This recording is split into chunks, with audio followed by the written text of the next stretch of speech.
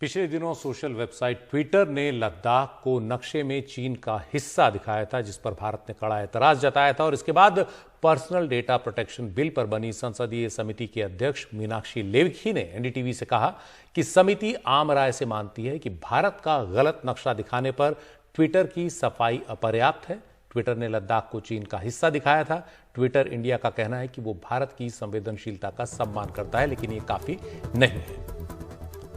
उन्होंने कहा कि ये संवेदनशीलता का मामला भर नहीं है। लद्दाख को चीन का हिस्सा दिखाना अपराध है और इसके लिए 7 साल तक की सजा हो सकती है। और इस पर बात करने के लिए हिमांशु हमारे साथ मौजूद हैं। हिमांशु, संसदीय समिति की अध्यक्ष मीनाक्षी लेखी ने तो कह दिया है कि ट्विटर की जो सफाई है वो अपर्याप्त है। अब इसमें आगे क्या होता हुआ दिख रहा है?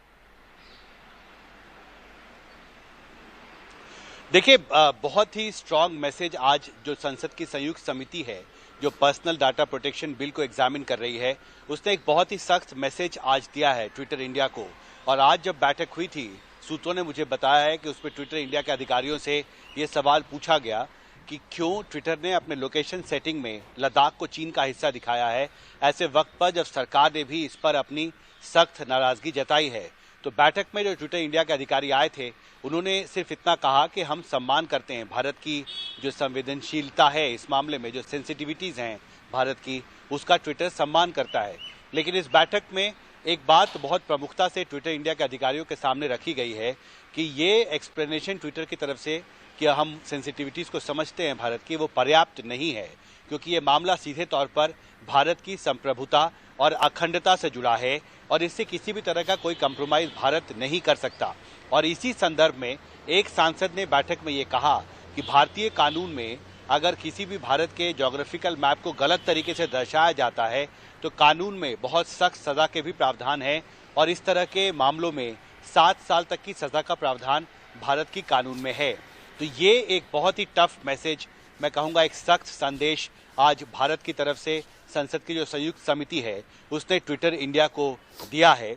और अब इंतजार है कि ट्विटर इंडिया इस पर आगे जल्दी कार्रवाई करेगा, क्योंकि सरकार ने अपनी तरफ से और संसद की संयुक्त समिति ने अब आज की बैठक के बाद बहुत साफ शब्दों में ट्विटर इंडिया को बताया है कि ये इस मामले में भारत बहुत गंभीरता से आगे बढ़ सकता है अगर ट्विटर ने इस गलती को जल्दी नहीं सुधारा। तबिश हिमांशु, ऐसे मामलों में अगर तार्किक नतीजे पर पहुंचती है और किसी को सजा होती तो सजा किसको होगी?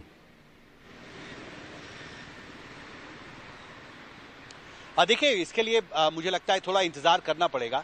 आज की बैठक में हमें जो बताया गया, जो मीनाक्षी लेखी ने एनडीटीवी से ये कहा है कि इस तरह के जो भी अपराध होते हैं जिसमें भारत के मैप को, बाउंड्री को गलत तरीके से सार्वजनिक मंच पर दिखाने की कोशिश की जाती है, तो इस तरह के जो भी मामले हैं वो एक तरीके का क्रिमिनल ऑफेंस माना जाता है। उन्होंने एक समय मेरे साथ बातचीत में ट्रेजन शब्द का भी इस्तेमाल किया। उन्होंने कहा कि इस तरह के जो अपराध होते हैं, बहुत ही गंभीर आपराधिक मामले, कानून उसके बहुत ही गंभीरता से उसको लेता है और इस तरह के जो भी अपराध हैं उसमें कानून में फिलहाल जो प्रावधान है उसमें 7 साल तक की सजा का भी प्रावधान है। तो मुझे लगता है कि अभी बहुत ही एक टफ मैसेज, एक सख्त संदेश ट्विटर इंडिया को संसद की संयुक्त समिति ने दिया है और इस मामले को बहुत गंभीरता से लिया है।